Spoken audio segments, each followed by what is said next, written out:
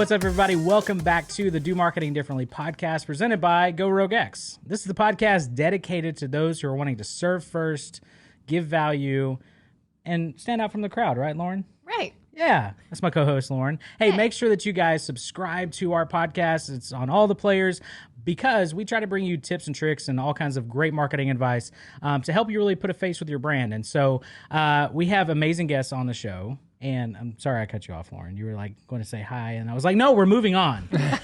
Okay, I mean, it's about Brian. Not today.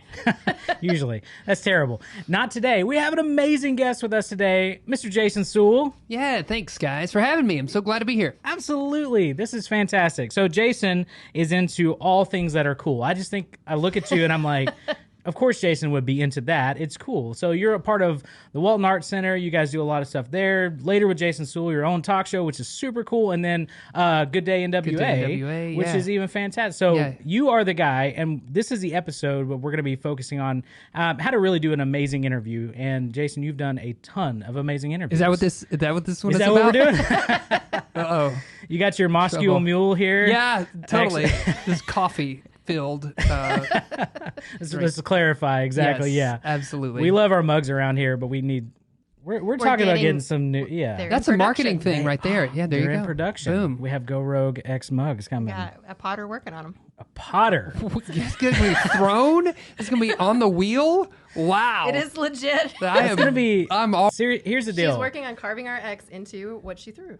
So, it's amazing. Jason, it's a cool thing to be a potter, and I'm sure that you are a potter somehow because, again, you're into the cool, into the cool stuff. Because you were like, oh, yeah, and is this the way? I know the words, and using? I know artists who are potters, but I'm not one myself. But you know enough to be dangerous. I know enough to be dangerous. Yeah. I've seen Ghost. That was exactly what I was thinking of. I was like, that's it. I can't think of that without thinking of Ghost. I know. It's so terrible. Yes. Oh, my goodness. All right. Well, hey, before we get off, too much of a derail here. Yes. We're gonna jump into that, but before we do, Lauren, we'd like to start off with something fun. We do, Brian. If we haven't already had enough fun. We'd like to start each episode off with what are you obsessed with this week? So, Jason, what are you obsessed with? What am I obsessed with this week? Books. I'm a reader. Nice. I'm a reader, old school, like paper book. Yeah, Hold it in my hands. I want to read the words. A lot of people are into Kindles or they can have the words on their tablets or whatever, and I like to have a book in front of me. So I've read Stephen King's The Institute book in about 5 days. It's a big, his books are pretty dense and thick, so I've been obsessed with it. If you're going to ask me that question, because I go home from doing television show, and I have just been going through. A lot of people are streaming stuff online, not me. I am on the porch just diving into this book by Stephen King. So I've never. So is that a new one? Is it old? It's a newer one. Yeah, okay, absolutely. okay. It came out like within the past year, and it's kind of harkens back to, it's about kids. Yeah. So, that kind of feel of his popular book, It. It's kind of like that. These kids have psychic abilities, and they're all in an institute together, and what happens there. And what I really loved about it is that it ends with more of a question, I feel like. I mean, he ties a nice bow on the end there, but it ends with like, which is worse kind of question, Oh, yeah. And obviously he takes it in one direction, but I feel like he could have easily went the other way, and you would have been left with the same question. Like, I don't know. Is this better? Or because he did that thing, is that better? I don't know. So I kind of like those, to ponder, get a little deep with my man Stephen King. So that's what I've been obsessed with. That's awesome. Well, so with that, though, this is a completely random question. Hit me with random. So I love random. What is your best posture for reading a book? Ooh. Because when I sit down to read a book, I know this is, I told you it was random. Okay. Yeah, I love how I'm being judged in this corner over here. So, but it is that because when I sit down, I'm like, shoulder, my head goes down or something, and then I'm like really uncomfortable. I'm like, I want to sit and read. I have terrible posture in general. But what is your go-to? It's all about the chair, I think, that you're sitting in. And I do say chair because I know that books have this tendency as well that if you're laying down, I mean, I don't mind reading a book while I'm laying down, but I'm going to go to sleep. You know what I mean? Yeah. And I know that going in. So sit up. Like this chair would be great for it. I think too, there's a couple factors. It also depends on, do you have a hardcover book? Do you have a softcover book? Softcover books to me are a little more, you can kick back and relax into that book. Hardcover, I don't know, feels a little more proper. You got to be proper while you're reading a book. Yeah. So I think seated is the way to go for me. Okay. Unless I'm trying to read right before I go to sleep, and I know this is gonna knock me out cold. Yeah. Nice. I like how I thought that was a really awkward question, and he's like, gave you like I knew. really thought out answer. I know to that. Jason Suel, and I knew he was going to because it was a serious question on my part. Yes, I want to help. I want to read help. more. I'm here to help. So here's the deal: if you came here today for reading tips, you can go ahead and turn off the podcast because we're done. That was done. fantastic. That was it. Now that's all Just you need to know. So much information and wisdom right there. Dense. Done. Information. All right, Lauren, what's your obsession this week? Mine's a little bit odd. But when I was a little girl, my dad used to play like a game on the computer that I used to watch, and I thought it was really interesting. It was called Myst. I don't know if you guys MYST, yes. right? Yep. Maybe? Yeah, and it's like this world that you go into, and you're trying to find the red or the blue pages. It's like they give you no prompts of what you're supposed to do. It's all these weird, like a futuristic world, and you're trying to find out like what happened and everything. It's really hard. Like the old school had like 6 discs that came with it, and it came with a journal because you have to take notes like while you're in this world. Anyways, they remastered it and released it, and so I downloaded it on my Switch and have been playing it. It's like such like a brings me back to like as I was a little girl watching my dad play it and watching him like take notes, and I thought, I wonder if I'll have to do that. I totally have. That game is hard. But it's been really fascinating to play and everything. It's kind of cool seeing it from a version of also an adult, because obviously as a kid I was like, I have no idea what's going on. And as an adult, I somewhat know what's going on. Yeah, you're like, I still have no idea, but it's fun. Yeah, it was just really cool to have those kind of old school games and everything. And I totally had to text my dad, and I was like, you won't believe what I'm playing. So proud, I'm sure, in that moment. Yes, I played that game. Did I you? had that game. Oh, Yeah, yeah. when I was a kid. I don't think I made it past level 1. And I do agree with you that it was kind of a bizarre sort of game. Because as a kid, I don't know. Again, I've always tried to be into all things cool, and it was like the #1 seller. So I was like, gotta get this game. And then I get it home, and I'm like, what? What? What is this? Like, I feel like it just started by you're just standing there with no instruction, really. So kudos to you for hopping back on that horse and like, you know what? I'm gonna master this game now that I'm an adult. Yeah, I absolutely love puzzles. So, and these are kind of like, they're all environmental puzzles. So like everything, like you're trying to like push a button and something shifts on the other part of the island that you didn't even know. So it's like, it's definitely all about observation, but it's a lot of fun. Yeah, that's awesome. Take a lot of breaks. So we just went and had like a little mini vacation out. And so I intentionally was like, I want to play games because I just don't play games at all. I enjoy them, but it's like I never do. I always want games to work. like physical games on your phone, mobile board board games, whatever it is. So I did put this feeler. I was like, hey, what's your favorite mobile game? And like I got a few responses from people. None of them I liked. I was just like, I don't. So what? I played Tetris. I saw it and I was like, classic. I love Tetris. I know what to expect. And I dominated on Tetris. Okay? Good for you. Thank you. Thank you, So Jason. I have a funny story about Tetris. I'm just going to derail all of your conversations. Please, So I played Tetris on my phone. This was recently, just a few years ago, and I beat the game. Whoa. Like, I didn't really. I think there was a glitch in the game, but it got to a point and it said, it literally came on the screen and said something to the effect of, you can't go any further than this. It wasn't like game over, you won. It was just like, we You're can't done. keep up with you. You're too fast.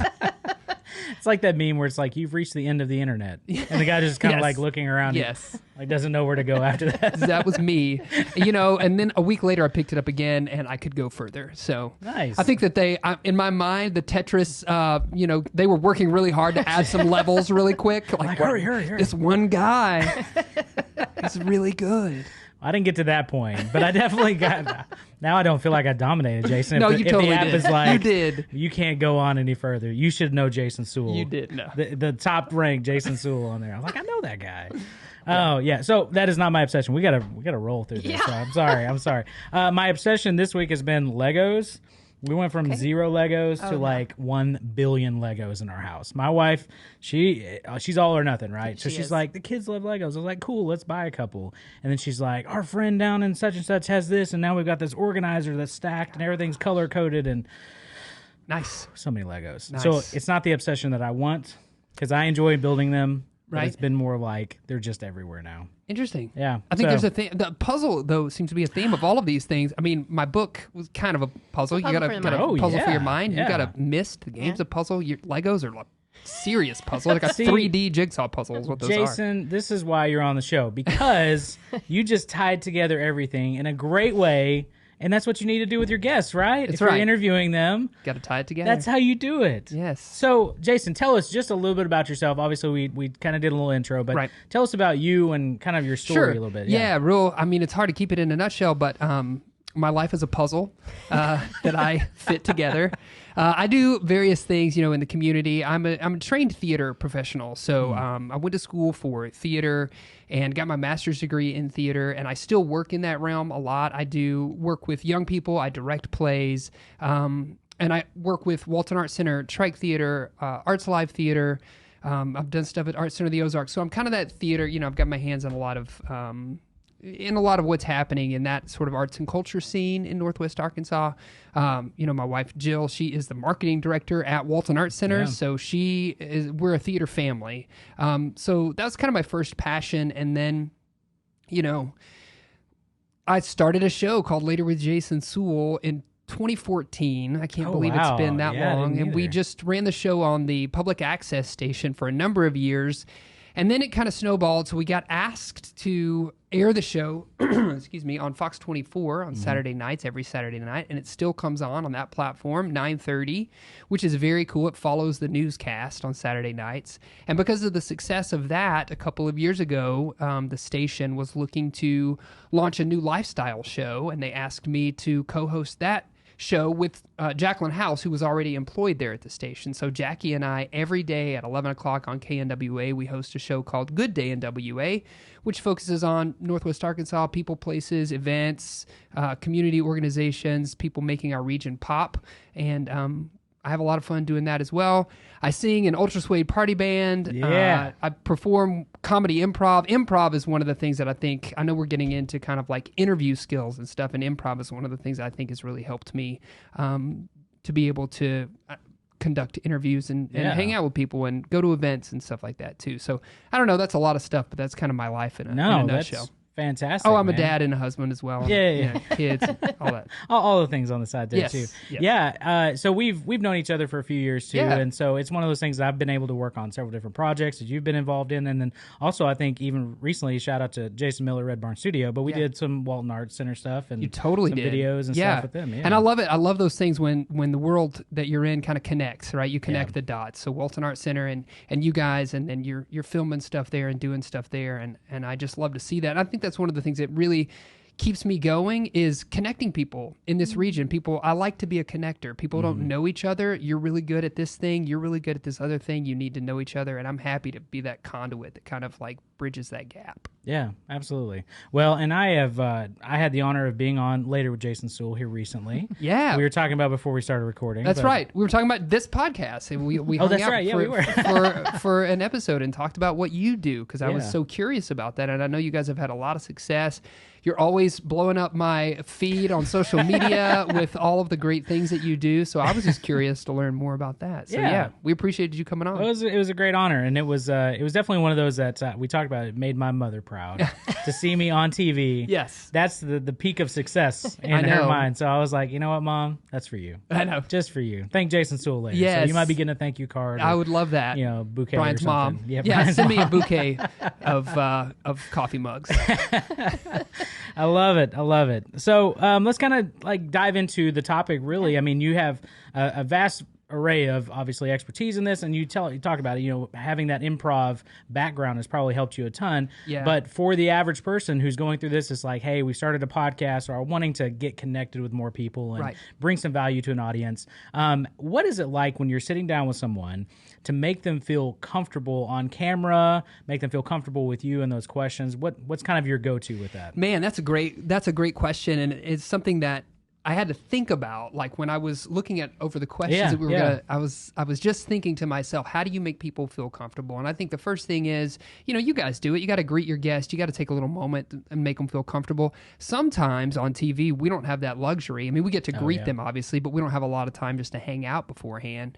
So I think it's about encouraging them that the questions that you're about to ask them, they should know the answers to these things. It's not like you're about to throw them a curveball that's something that is way out of the blue. These questions, this interview you're about to conduct should be something that they're fired up about, they're passionate about. And I think that a lot of times puts people at ease. A lot of times people come to us and they kind of don't know what to expect. So we send them the questions in advance and we tell them, and you can kind of gauge, okay, this person, they are going to want to stick to the script, right? Or this person, is good to extrapolate a little bit or, just kind of fill in the gaps so they can talk a little bit more. But I think to make someone feel comfortable, to put them at ease, we always tell them, this is your jam. We're here to be just help shine the spotlight on you, to magnify what you're doing. So this is your moment. Take it. And relax into it, I think, is a tip I would give to people who are coming for interviews. Yeah, no, that's fantastic. Yeah, that's good stuff. Yeah, so one of the things when I started co-hosting with this podcast, I had never really hosted a show. And so you kind of just assume, well, if I prepared the questions, that's all that I really got to do. And then as a host, you learn there's a lot more work that goes into that. Yeah. Especially when they're just staring at you from across the table. Blank stares. And so what tips could you give someone to being a good host on a show? Yeah, I think you want to connect with your guests personally on that personal level before even the camera's rolling or the microphones are turned on. You just need to find that connection. I also feel like as a good host, you need to know a little bit about the person and the organization that they work for or the company that they work for so that your game is top notch, And if you're already, that person approaches you and you're like, hey, Brian, I know you do this podcast. I'm really a big fan. I've been checking it out on my social media. You've already made a connection with them, which is so beneficial because I feel like sometimes people can go in cold and there's kind of nothing on the other side of the table. You're not getting that feel, that connection. So that's the first thing I would say to people is make a connection with the human being that you're about to sit down and have a bit of a conversation with. And I think that could help. Yeah, no, that's great. Yeah, especially with getting to know them ahead of time too. And I will tell you, as a podcaster, when somebody says, hey, yeah, I listened to that podcast, you're like, oh, man. That makes you feel good immediately because I think, especially even in your world too, you don't know. These are just numbers. So you don't actually know the people that are actually listening to it or engaging with it. Is it bringing you value? We don't know. I mean, podcasting is kind of a thankless job, and I'm sure even some TV I'm sure that half of it is my mom just sitting and watching things on repeat. And my mom. And your mom. It's between your mom and my mom, that's who watches the things that I do. And that's what you think. You don't really think about it hey, these are actual people on the other side of the camera. These are actual people on the other side of the microphone. And so I think it is whenever you get somebody in the studio, making that personal connection is phenomenal too. Yeah. So another thing I was going to mention is in terms of crafting an excellent interview is to, although you have the questions, be flexible. Yeah. You might not even get through all of them because there's this really great nugget that you want to dive into a little bit further, and that you spend the rest of your time focused on that. And I think in some ways you have to be okay with that. Which is, it's a control thing, right? It's I had all these questions. We were supposed to talk about all this, but instead we went this way and talked about this other stuff. And I think as a host, just being okay with being able to be flexible and kind of go with the flow of the interview. Yeah. That's great because as a host, you have to be able to roll with that. You have to, because you're gonna jump into things, like Legos and Stephen King. Yes, exactly. And you just have to just keep up with it. You know? Absolutely. So how much? This is a different type of question. Sure. We didn't send this to you. Oh no, it definitely popped up. Improv. So commentary, right? Yes. This is one that I struggle with. I ramble, Mm-hmm. as anybody who's listened to our podcast knows. As I'm doing right now, I keep going. And I'm not ever getting it's to not the ever point. Gonna stop. So how much do you? Man, this is so funny. Yeah. How specific do you get with the question, but also the commentary? How long does it need to be? Do you feel like you need to reassure them of their answer? That type sometimes I think I do it more than my co-hosts on either of my shows do. Is I always want to drop in something. Yeah. And I think that's okay. I think that you got to gauge it. You just got to be aware of your guests, and you want them, again, to feel comfortable. So if you're aware that your guest is totally uncomfortable because you have taken up all the time to kind of explain what they are trying to explain, but in a different way, then cut that off at some point, right? But I think you just kind of have to read the room. And that's another, I always go back to improv, but just reading the room is something that I think has benefited me, being able to tell when that question is done, when we're ready to move on, or when we can go further into that question, or is this person uncomfortable answering that? We might need to make a note and edit that out or whatever. Yeah, no, that's good. That is really good. So speaking of questions, yes, how do you craft the questions you're going to prepare for this interview? Yeah, probably the same way you guys do. You sent me some great questions ahead of the time for this interview. Nice. But I think that you, like I said before, learn the person or the company or the organization, whatever it is, learn what they are and what they do, and try to find those things that are really going to ignite their passion to be able to talk about their answer. You know, we obviously shy away from yes and no questions a lot because then you just get yes or no, especially from those interviewees who might feel uncomfortable. Do you like what you do? Yes. And then we're done. Right? Some more open-ended. Yeah, some more open-ended questions, and questions that I think you, as the person who is conducting the interview, you want to showcase whatever it is in the best way possible, in the best light possible.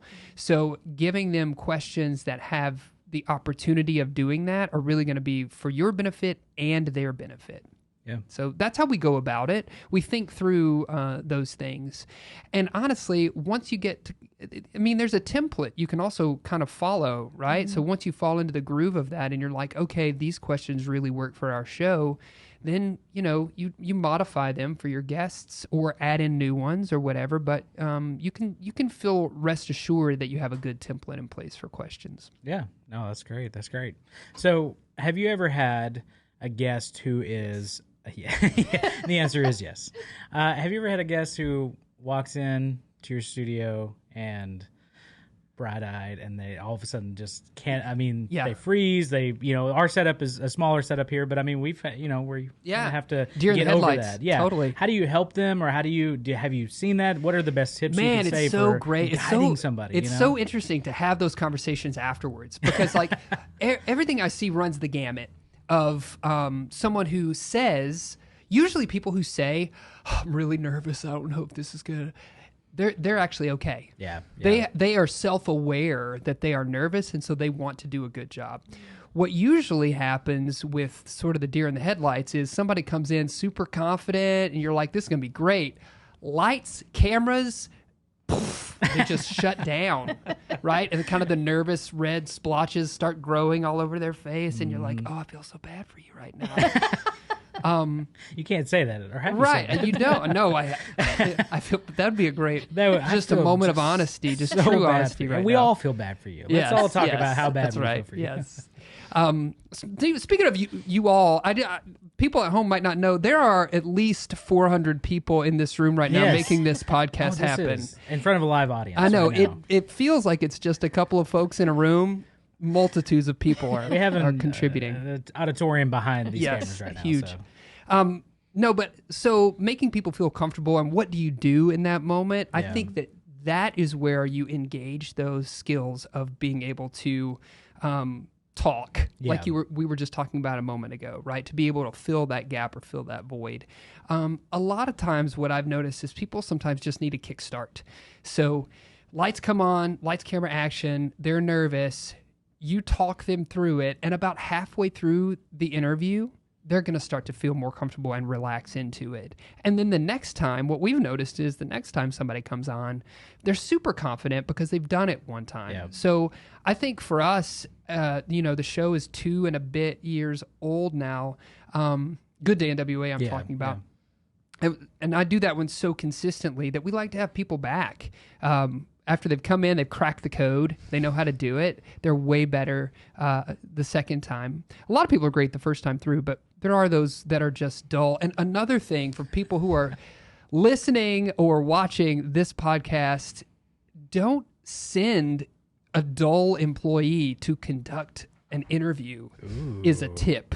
Wow, yeah. Because I don't know why people do that, but we consistently have, the thought process is they want to ask questions about this category. Mm-hmm. This person is the head of that department. They should go and talk about it. totally understand that thought process. It's super logical. But when that person sits down and just can't conduct an interview very well, it doesn't reflect well on them or your company. So my advice is, even if it's someone different who is passionate and who you know will be effusive and fun, gregarious, send that person to the interview, because it's going to make the whole company look better. And that one individual, they probably already know that they're not that great at interviews. That's not their jam. They don't want to do that anyway, right? Yep. So I don't know. Oh, that's exactly. You're hitting on a point that we love. It actually makes me think. So I am a former high school teacher, and I taught TV broadcasting. Oh, and interesting. So I would send my kids out for interviews. And of course, I would teach beginner through advanced. And my beginner students was always a funny part. And they'd come back with this footage, and they were like interviewing a teacher or something, and be like, "What is your favorite color?" Yeah. It was hard not to laugh because it was so painful to watch. But I mean, there's just a truth in it.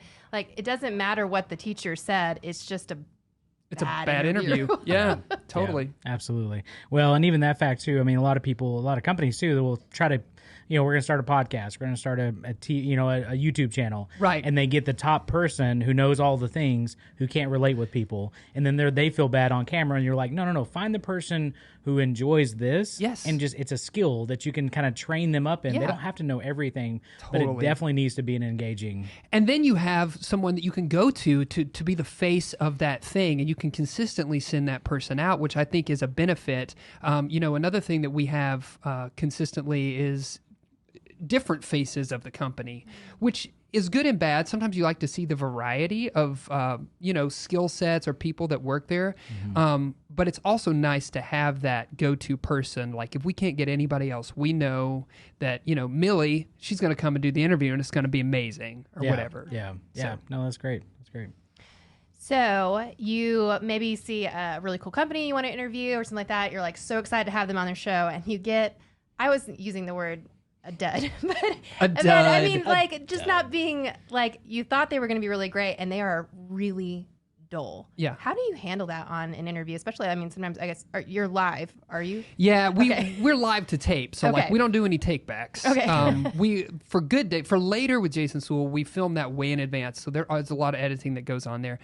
But for Good Day NWA, we record that at 8:30 each morning, and then it airs at 11. So like we just send it straight to Master Control, and they plug it in just how we're doing it. So you do get that person, and sometimes you just got to roll with it. I mean, the honest truth is sometimes you're going to have a bad interview. I'm not talking about any interviews that happened today. You know who you are. We recorded this in 2015. Yes, yeah. But sometimes you just have to roll with it. Sometimes you have to rely on yourself to guide through the interview, right? Sometimes people, you send them the list of questions in advance, and they literally just have their answers that they scripted out, and that's all that they kind of want to say. So it's your job to kind of make it seem organic and fun, but you're going to have to fill that space with something. Or else what happens is, a lot of people don't realize, if you plan for a 4-minute interview and you get 2 minutes out of them, then you either need to pad that interview, or you got to find time in the rest of the show to make that time up somewhere. So it becomes a little bit more challenging if you just kind of run out of things to say. So to answer your question, I think it just comes back on you. Got to be comfortable in that space. Got to be comfortable to be flexible and roll with the punches. If you need to fill time in there, great. Also, one of our go-tos is to ask someone their favorite, like, let's say they're there to talk about, we just opened Topgolf. We haven't interviewed Topgolf, but we just opened Topgolf, okay? Person comes to us, they're a dud. They don't know a whole lot. They just have their answers. But we could say, hey, what's your favorite thing about Topgolf? Oh. People open up a little bit when they're talking about their favorite stuff. You guys open the show with talking about what have you been obsessed with, which is kind of like the same thing, right? It gets people to relax and open up a little bit. So I think that could be a go-to question when you have that person who isn't so comfortable answering all the questions, even if you sent them to them in advance. Yeah. How many times do you say, so tell me a little bit more about that? Yeah. Yes, totally. That's that follow-up. Tell me more. What I'm hearing you saying is, man, it's amazing Is that Is what that I'm getting? accurate? Is that what we're? Is that okay? Good. Yeah. Good. Hey, this has been fantastic. So just kind of wrap up a little bit. Jason, you've talked about really engaging people, kind of knowing yourself, kind of going through, helping know what their passions are too. That helps create a great interview, right? Yeah. There's a lot of great information here, but what is for you? What's kind of like your advice to somebody really just getting into this world? Hey, I've never really done anything recorded. Right. Help that kind of first time person. Give them some advice. Trust yourself. Come in with a complete. I know it's hard because, like, if you're just starting something and you don't even know what you're doing, you don't want to seem overconfident or over cocky. But trust yourself. Also, recruit an amazing team of people that are going to help you. I know that in everything I do, whether it is theater related, television related, whether I'm singing in ultra suede, whatever it is, it's never just me. And that's something that I keep at the forefront of my mind, and what I try to say all the time is we are so much stronger because of all of the elements that all of the people bring to the table, and so I really feel like the sense of team, we're stronger together. And also recognize that, it could be, depending on what you're doing, I think you'll have a stronger product if what you are promoting or interviewing about or hosting or whatever, don't make it about you. Make it about that thing, that product, that person, that event, that organization. It's about them. You are just there as a mouthpiece, or just to kind of like make sure that the spotlight shines over on that group. So yeah, I guess I've just made those up. But if I was to give a 1, 2, 3, trust yourself. It's all about the team, and it's not about you. It's about the organization you're there to help promote. Boom. Done. Mic drop. Don't. Yeah. Well, carefully drop these. Yeah, that's I'm not even gonna touch it. That was fantastic, man. That was awesome. So, Jason, tell us what's next for you. What's coming up? Yeah, what is coming up for me? Well, there's a few things kind of exciting to talk about. Later with Jason Suel, we're wrapping up season 7 of that show. That's crazy. I think we'll have 30 episodes under our belt at the end of this season, and then we're launching season 8 that will launch in September. So coming up very soon. I can't believe it's been since 2014, and I can't believe it's 8 seasons of that show. So for people that don't know, we do 32 fresh episodes a year, and 20 of those are reruns, filling out the 52 weeks in the year. And then, obviously, Good Day NWA, we do that every day, and we love it so much. And I think that one of the things that's on the horizon that we're looking forward to is hosting events again, back when we can have events, So that's one of the other things I didn't really touch on a lot, but just I love being in our community and being a mouthpiece and hosting events, like being physically in the space. And a lot of times people want you to be flexible because they don't know what's going to happen at their event. Yeah. They're like, we have a game plan, but this could happen or that could happen. So I love being in that space. I love helping organizations kind of figure out what they should do in the moment for an event. So I'm looking forward to that coming up again too. And obviously performing, improv, music, whatever it is. Again, those are events where people gather. So we'll see how it all plays out, but I'm looking forward to doing those again. Yeah. And then I'm gonna say this, so I'm speaking it into being. Yes. I'm in the middle of writing a screenplay right now. So what? Yeah. All right. I gotta be creative. I feel like while I've had all of this downtime during the pandemic, I just hopped in front of my computer and I've written a few things. I've written a bunch of sketches for Later with Jason Suel that's gonna come out season 8. But I'm also in the middle of writing a full-on movie script, so we'll see where that goes. Man, that's fantastic. Yeah, I said it, so now I have to complete it. Yes. You want to put a date on it now? Okay. We can make this a real official if we need to. Yeah. No, that's fantastic, man. I'm very excited about that. Well, hey, thank you for what you do for our community too. That I will say, just Northwest Arkansas in general has benefited so much from all the time and effort that you put into promoting everyone here and all the great things that are happening in Northwest Arkansas. So thank you. Yeah, and I think that's one of, if I could be a cheerleader for Northwest Arkansas, I would wear a uniform and run around and do it. I do it in my own way, but I love our community, and I love that we're always about positivity. We're about putting, our best foot forward. There's so many nonprofits here in this region per capita. We have a huge amount of nonprofits, and the companies here too are just amazing. And I just really feel like it's easy when you live in a place like this to be a cheerleader for all the great stuff we have going on. Absolutely. So the community makes it easy. So yeah, I love being able to be that mouthpiece and joining with my team and making those things happen. Well, thank you. And you'll see a really cool montage at the beginning of your show that goes through so many really cool points in Northwest Arkansas. You can kind of get a full taste of everything here. Yeah. Or a little taste, I guess. It's funny that you bring that up. I know you're trying to wrap this up, but recently... How do you control a guest that just kind of keeps on? But a lot of people do compliment that intro montage because it does. We go, from all the way up in, Bentonville all the way down to Fort Smith, stopping at hot spots along the way because, we're kind of one community like that, and we love that. Yeah, absolutely. Well, hey, where can people follow you, get connected, reach out? All the stuff. I'm on all the social medias. You can find me on Facebook, Instagram, Twitter, just my name, Jason Suel. You can find Good Day in WA at gooddayinwa.com. Later with Jason Suel, later with jasonsuel.com. We're on YouTube. Just, type my name into the search bar, find it, and follow it. He's in Google somewhere. Yeah, I'm in the Googles. I'm in the Googles. That's awesome. Well, hey, thank you again. And obviously, all of the notes and everything that we've taken today, all the links and everything for Jason and all the stuff we've talked about will be at GoRogueX.com. Make sure you jump over there. Hit that subscribe button as well if you haven't already. And go check out Later with Jason Suel and Good Day in WA. I was rolling. You were rolling. I know. I'm ready to go sign up for everything you just said. All right. Hey, and until next week, we'll see you then. Thanks.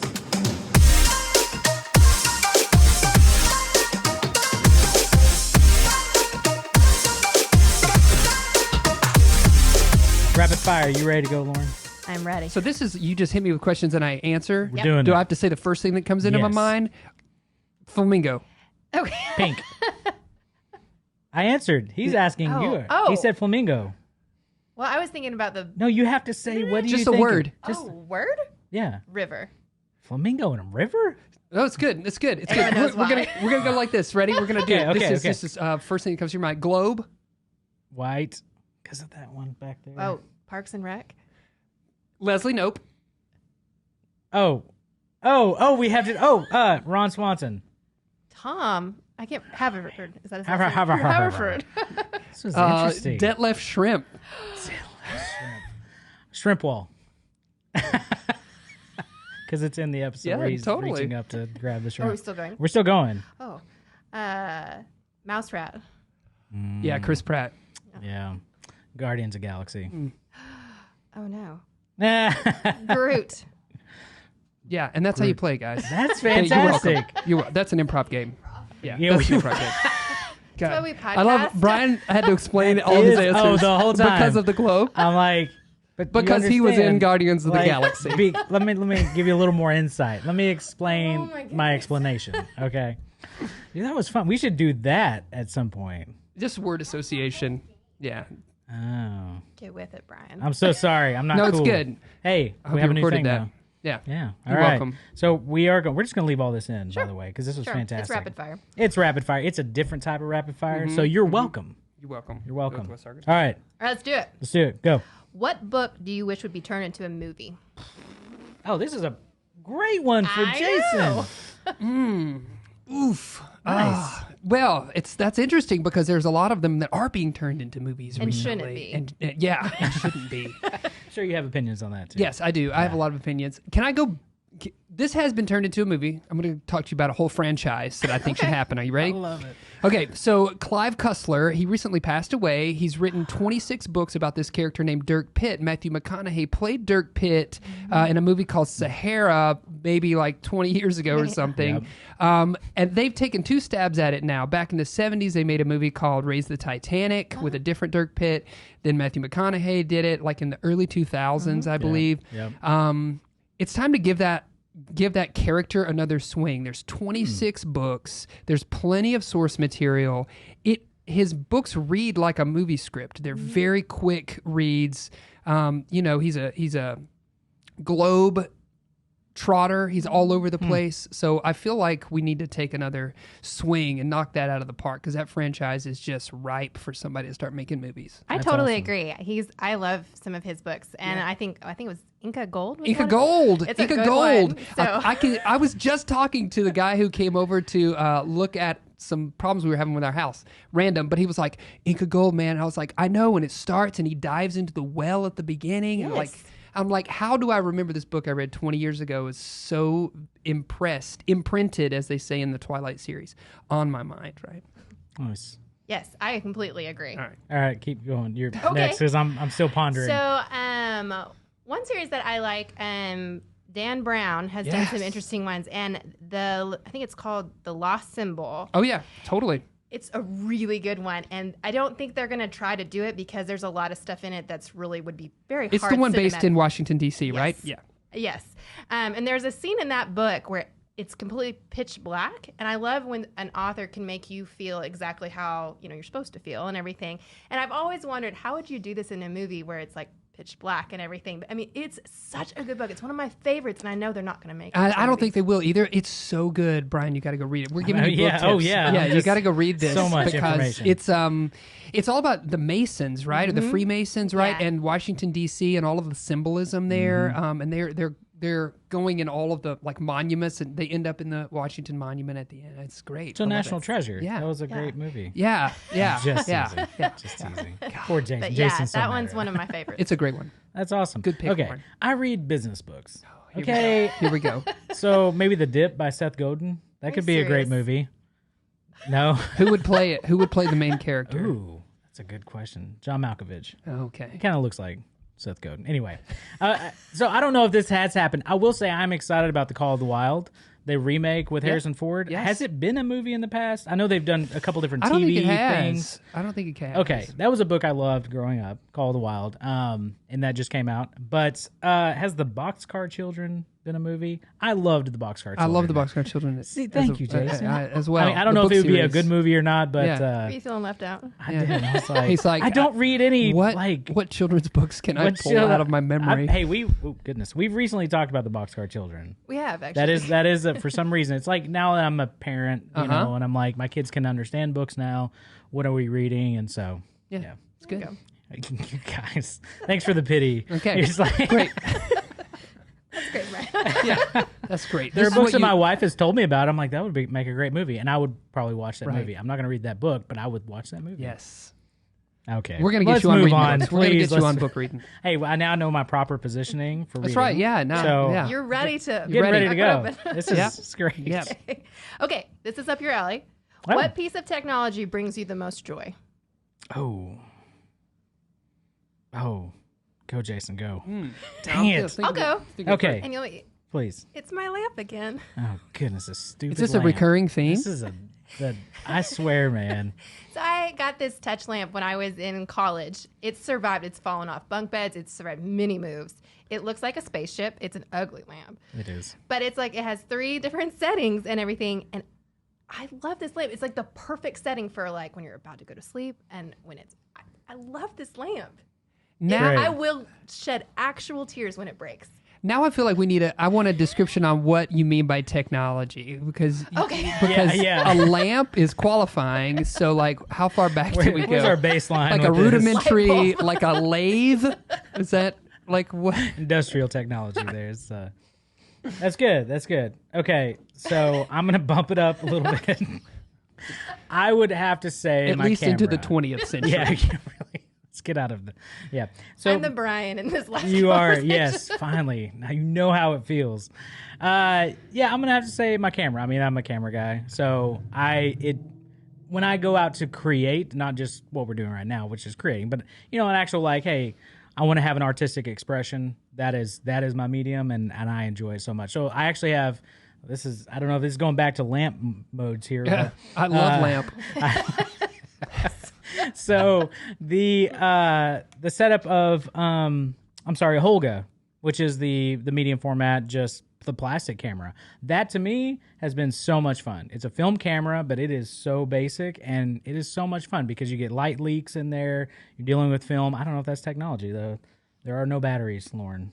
There is no electricity. If there's no batteries or electricity, is it technology? I don't know. I mean, the Man, wheel we are was just a opening up. technological advancement. A lot of questions.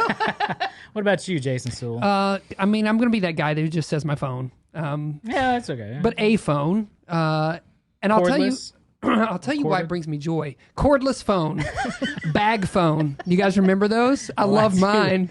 That brought me joy back in the day. I was like, this is so cool. What do you mean back in the day? That's how I was talking to you earlier on my bag phone. And your convertible as you're rolling down Yes. Miami Beach Avenue, just wind in your hair.